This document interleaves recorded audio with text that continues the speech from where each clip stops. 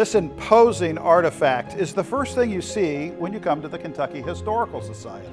This 1850s era tool of science is called an orrery.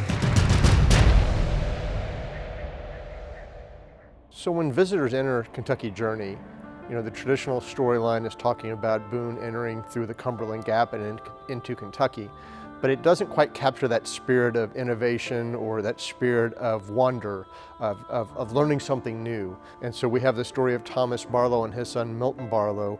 They're not necessarily going out to create this model planetarium, but they're looking for ways to make money. Barlow is an industrialist and a machinist, so he has a machine shop that he uses to support sawmills. And so in his free time, he's able to dabble and experiment with this new technology, this ability to create precision instruments. So him and his son create what we believe are about 14 of these orreries. I don't really know how successful Barlow was in this planetarium business, but I think it's also speaking to the model of education that is evolving within Kentucky. And so how do these instruments, these tools of education get developed? It's initially bought by Transylvania University, but somewhere in the 1880s it is purchased or transferred over to the Sayre School.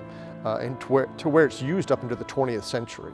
A lot of the technology that we have up even into the 1940s machine shops and going forward were fairly simple, but yet it required a lot of engineering and understanding about the precision to be able to create that kind of mechanism. It's almost like a watch, insides of a watch, so you see it, but on a huge scale, a 15-foot scale of this piece mechanically moving. I find it also fascinating, and when people come in to see it, is that how they have actually the tilt of the Earth and the Moon in its proper orientation. And as it cycles through its 100-year cycle, it stays precise. So now as it currently sits, I think it's fascinating to look at too, because in its engineering, it's this long armature that goes out on the end, so it's just finely balanced. And so that helps to lead to some of the damage and things that happens to it over time. But now we have it properly conserved and ready for visitors to come view.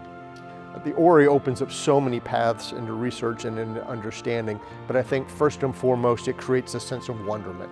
And that's actually the basis of history, is how do we define that question, that burning question we want to understand about our past and about our neighbors and about our community and about our nation. And so this piece sets us up perfectly for being able to delve into that inner question that we have about what it means to be a Kentuckian. To learn more, visit us online at history.ky.gov. From the Kentucky History Center and Museums in downtown Frankfort, I'm Doug High.